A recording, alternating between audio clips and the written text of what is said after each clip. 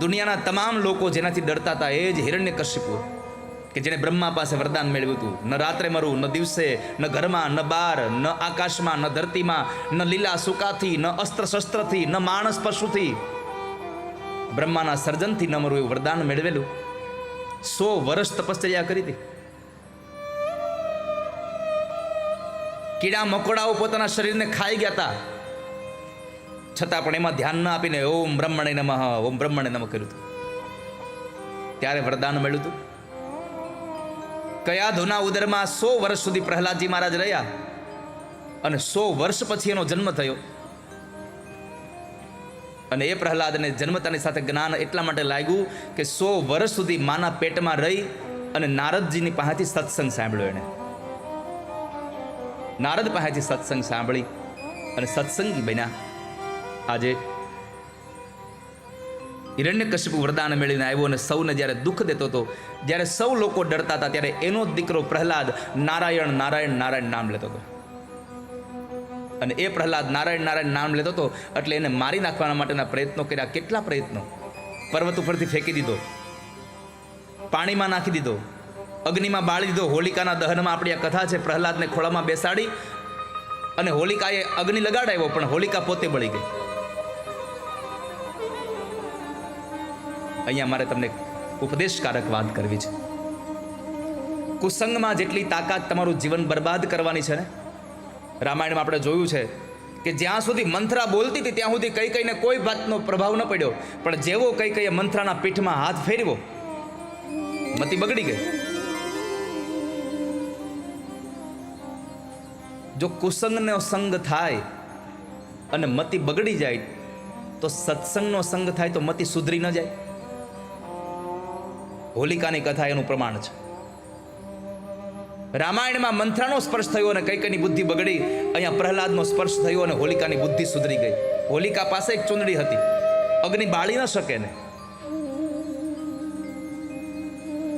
અને એમાં હોલિકાને એક લાકડાની ચિત્તા પર બેસાડી ચુંદડી ઓઢી અને એને કીધું પ્રહલાદને, પ્રહલાદ આવી જા. પણ અહીંયા ઘટના એવી ઘટી કે એની પાસે ચુંદડી હતી તો એ હોલિકા મરી ગઈ. કે ભાગવતજીમાં લખ્યું છે કે જો એ ચુંદડીનો દુરુપયોગ કરવામાં આવે તો એનું જ અહિત કરે. કદાચ એટલે થયું હશે, પણ મને એવું લાગે છે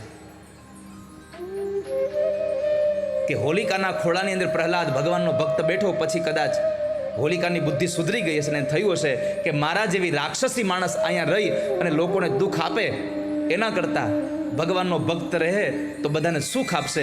એટલે પોતાના માથેથી ચુંદડી કાઢી અને વરદાનની ચુંદડી કદાચ પ્રહલાદને પહેરાવી દીધી હોય. બને આવું પંકજભાઈ. ભારત વર્ષનું નેતૃત્વ જેના હાથમાં છે, આપણે ભાગ્યશાળી છીએ કે આપણને એક આવા રાજા મળ્યા છે. માનનીય નરેન્દ્રભાઈ મોદીના બંધુ અમારે પંકજભાઈ મારા પરમ સ્નેહી છે અને ખૂબ ઘણા વર્ષોથી, આમ તો 2018થી મારી એમની સાથેની મિત્રતા, એમની સાથેનો સંબંધ. પણ આમ જોવા જઈએ તો અમારા બેના સંબંધમાં અમારે મૂળ હીરાબાઈ આ પાણી રેડેલું છે. બા કથા બહુ જોતા ને એટલે પછી પંકજભાઈ શ્રીલંકાની કથામાં આવ્યા ને ત્યાંથી મારો બેનો સંબંધ, 18ની સાલમાંથી મારા બેનો સંબંધ.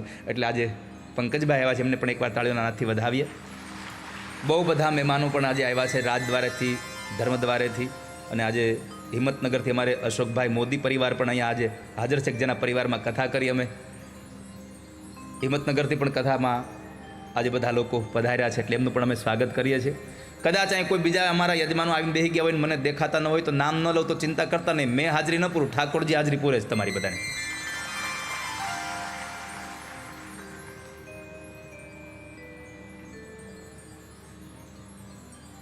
પ્રહલાદ બચી જાય છે અને હોલિકા બળી જાય છે. મૂળ સત્સંગ છે અહીંયા આગળ. પછી આપણે જાણીએ કે પ્રહલાદને પૂછ્યું કે તારો ભગવાન ક્યાં છે, ક્યાં છે તારો નારાયણ? પ્રહલાદે જવાબ આપ્યો, ભગવાન પિતાજી, એમ ન પૂછો ક્યાં છે મારો નારાયણ, ક્યાં નથી મારો નારાયણ. જલે વિષ્ણુ સ્થલે વિષ્ણુ, વિષ્ણુ પર્વત મસ્તકે, જ્વાલા માલા કુલે વિષ્ણુ, સર્વમ વિષ્ણુમયમ જગત. આ સંસારમાં ક્યાં નથી નારાયણ? સ્વયં નારાયણ પોતે ચતુશ્લોકી ભાગવતમાં એમ કહે છે, યત્સ્યાત સર્વત્ર સર્વદા, मैं सभी में हूं, सभी मुझ में है. અને ભગવાન રામની કથાને લખનારા ગૌસ્વામી તુલસીદાસજી મહારાજ કહે, હરિવ્યાપક સર્વત્ર સમાના, प्रेम ते प्रगट हो ही में जाना। जहां भगवान के प्रति प्रेम है वहां भगवान प्रकट हो जाते हैं। तो परमात्मा ये क्या छे तारो नारायण पूछू એટલે પ્રહલાદે કીધું ક્યાં નથી। સ્તંભ બતાવ્યો, બે કથા છે। લોખંડનો સ્તંભ બતાવીને કહ્યું આમાં છે તારો નારાયણ? હા છે। એ લોખંડના સ્તંભને એટલો બધો ગરમ કર્યો, લાલ ચોળ બનાવ્યો અને પ્રહલાદને કીધું બાથ ભીડી જા તારો નારાયણ હોય તો। પ્રહલાદ નજીક જાય છે પણ બાળકના રૂપમાં છે, ડરી જાય છે કે કદાચ હું બળી જઈશ તો। ભગવાનને થયું મારો ભક્ત મુંજાય મને ન ગમે।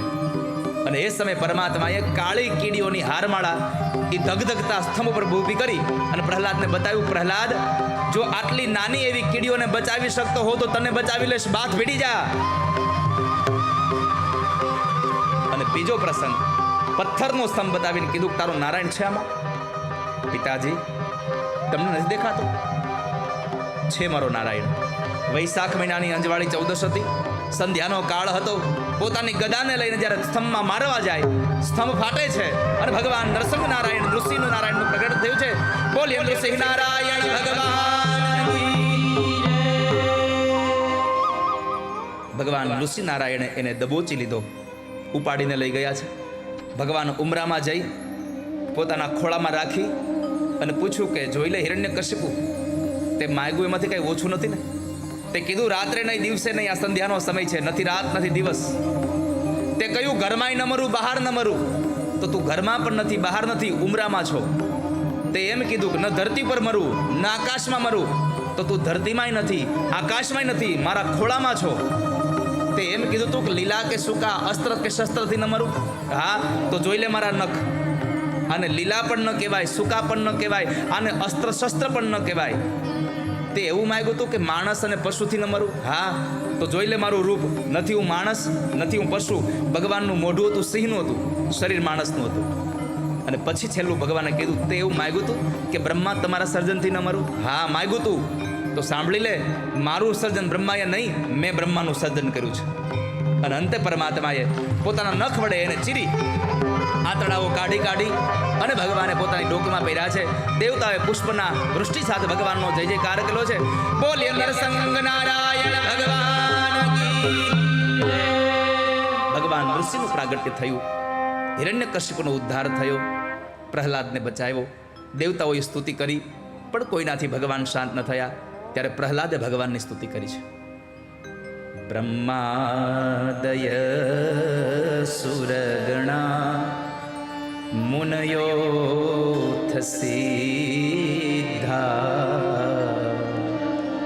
સત્વે કતાન મતયો વચસાં પ્રવાહૈ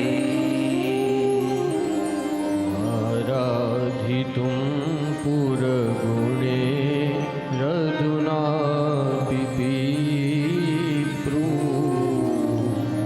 કિં તોષ્ટુમર્હતિ સમે હરિયુગ્રજાતે કિમ તોષ્ટુમર્હતિ સમે હરિયુગ્રજાતે। હે ભગવાન, દેવતાઓ તમને પ્રસન્ન ન કરી શકા તો હું તો અસુર યોનિનો બાળક, શું સ્તુતિ કરું તમારી?